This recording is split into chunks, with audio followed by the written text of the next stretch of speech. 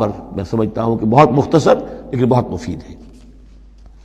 فرمایا وَتِلْكَ حُجَّتُنَا آتَيْنَاهَا إِبْرَاهِيمَ عَلَىٰ قَوْمِهِ، اس کا میں حوالہ دے رہا تھا۔ یہ پوری سرگوشت بیان کر کے اب فرمایا یہ ہماری وہ حجت تھی جو ہم نے ابراہیم کو عطا کی اس کے قوم کے خلاف۔ یہ سارا محاجہ حضرت ابراہیم اپنی قوم سے کر رہے تھے۔ بظاہر اس کو توریہ کہتے ہیں، ایک ہوتا ہے جھوٹ بولنا، ایک ہوتا ہے توریہ۔ توریہ یہ ہے کہ آپ کہیں کوئی بات ایسی کہ جو جھوٹ تو نہیں ہے لیکن جس سے سننے والا مغالطے میں مبتلا ہو جائے۔ مثلا حضرت شیخ الہند رحمۃ اللہ علیہ کا واقعہ ہے، جس زمانے میں ان کے وارنٹ نکلے ہوئے تھے اور وہ حرمین شریفین میں تھے، مکہ مکرمہ میں تھے، وارنٹ نکلا ہوا ہے اور شریف حسین والی مکہ جو ہے اس کے سپاہی ڈھونڈتے پھر رہے ہیں کہ کہاں ہے وہ مولوی ہندوستانی جو ہے جو باغی ہے انگریزوں کا، اس کو پکڑا جائے۔ اب یہ ایک جگہ پر یہ کہیں کھڑے ہوئے تھے تو ایک شرطے نے آ کر جو وہاں کا سپاہی تھا پوچھا ان کے بارے میں محمود الحسن کو جانتے ہو؟ کہ یہاں جانتا ہوں۔ وہ کہاں ہے؟ محمود الحسن کہاں ہے؟ تھوڑا سا 2 قدم پیچھے ہٹ کے کہا ابھی یہیں تھے۔ جھوٹ تو نہیں بولا نا، 2 قدم پیچھے ہٹ کر کہا ابھی یہیں تھے، بالکل سچ بولا۔ اس نے سمجھا ابھی یہیں تھے، دوڑا ادھر دوڑ گیا، اپنے نکل گئے۔ اس کا نام ہے توریہ۔ یہ جھوٹ بھی نہیں ہے لیکن یہ کہ سننے والے کو مغالطہ بھی ہو گیا۔ اصل میں حضرت ابراہیم علیہ السلام کے کلام میں یہ توریہ کا انداز جو ہے وہ بہت ہے، تاکہ لوگوں کو جیسے جب بتوں کو سب کو توڑ دیا تو کہا کہ اس نے توڑا ہوگا، یہ جو بڑا ہے،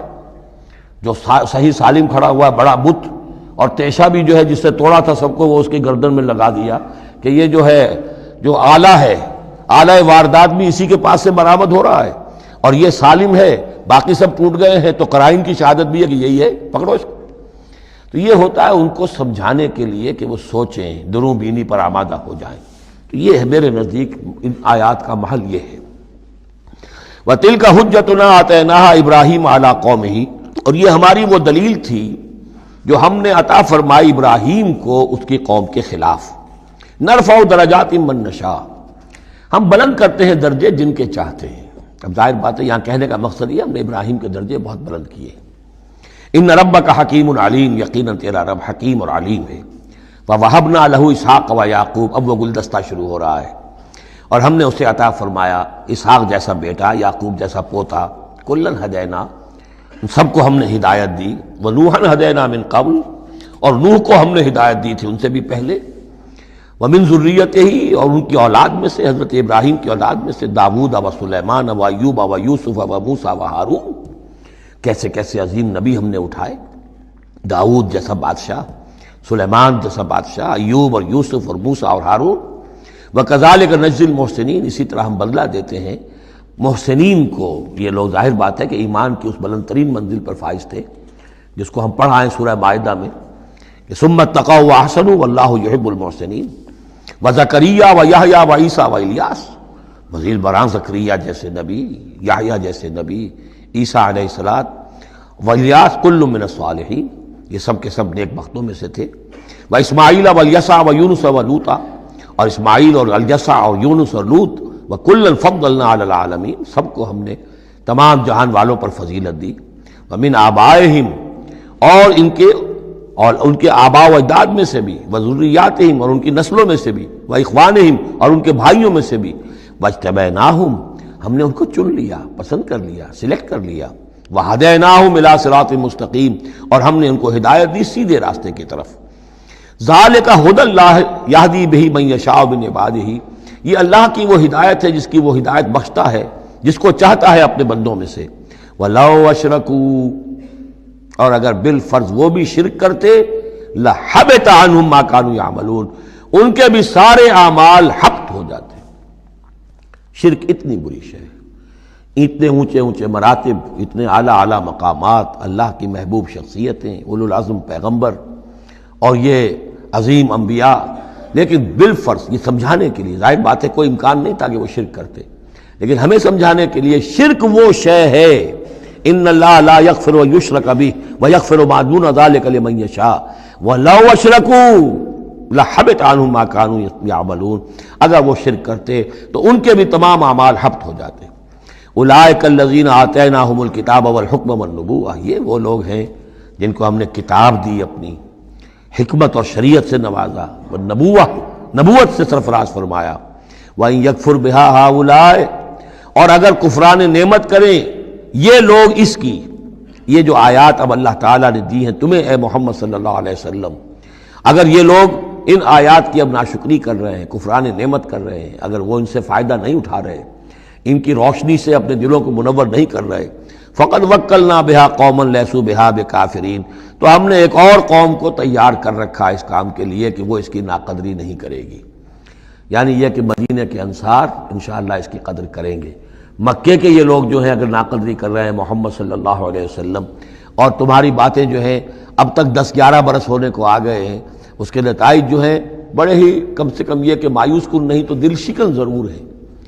محمد جیسا مبلغ اور رسول اور داعی اور مربی اور مزکی اور معلم، اور 10-12 برس کی جد و جہد میں بمشکل 150 پونے 200 آدمی، پہلے 10 برس میں تو بمشکل 125 آدمی۔ تو یہ ہے کہ اس اعتبار سے فَإِن يَكْفُرْ بِهَا هَؤُلَاءِ، اگر یہ لوگ کفران نعمت کر رہے ہیں ان کا، فقد وکلنا بہا، تو ہم نے کچھ مقرر کر دیے ہیں کچھ اور لوگ، قومن، ایک ایسی قوم، لیسوا بہا بکافرین، جو ان کی شاید ان کی جو اس کی ناشکری نہیں کریں گے۔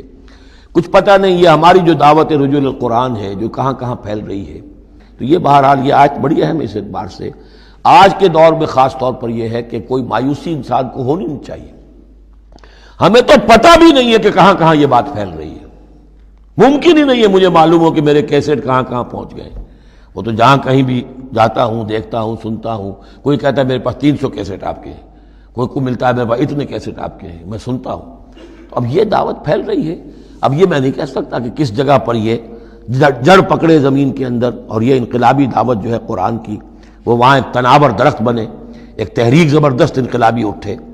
فَإِن يَكْفُرْ بِهَا هَؤُلَاءِ فَقَدْ وَكَّلْنَا بِهَا قَوْمًا لَيْسُوا بِهَا بِكَافِرِينَ، اگر یہ اس کی ناقدری کر رہے ہیں تو اے نبی آپ آزردہ خاطر نہ ہو، ہم نے ایک اور قوم کو تیار کر لیا ہے کہ وہ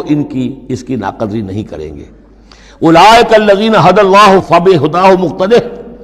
یہ وہ لوگ ہیں جن کو اللہ نے ہدایت دی تھی۔ یہ 17 نام جو اوپر ہم نے پڑھے ہیں، فرمایا کہ اللہ فرما رہا ہے ہم نے انہیں ہدایت دی تھی، فبہداہ مقتدہ، تو آپ بھی ان کی ہدایت کی پیروی کیجئے۔ یہ بہت اہم نقطہ ہے جو یہاں پر نوٹ کر لینے کا ہے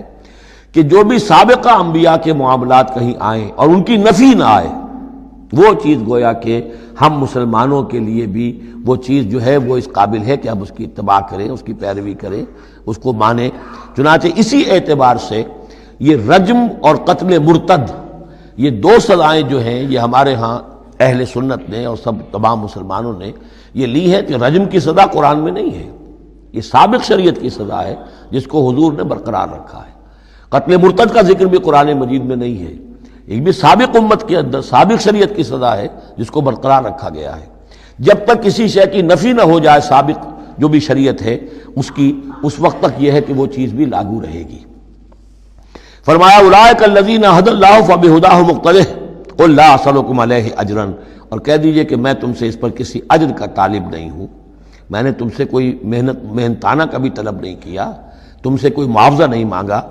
ان ہوا الا ذکریٰ للعالمین، یہ نہیں ہے مگر تمام جہان والوں کے لیے یاد دہانی ہے، نصیحت ہے۔ جو چاہے اس سے کسب فیض کرے، جو چاہے اس سے نور حاصل کرے، جو چاہے اس سے صحیح صراط مستقیم تک کی رہنمائی اخذ کر لے، یہ تو اللہ تعالیٰ کی طرف سے ایک صدقہ جاریہ ہے۔ ان ہوا الا ذکریٰ للعالمین، یاد دہانی اور نصیحت ہے تمام جہان والوں کے لیے۔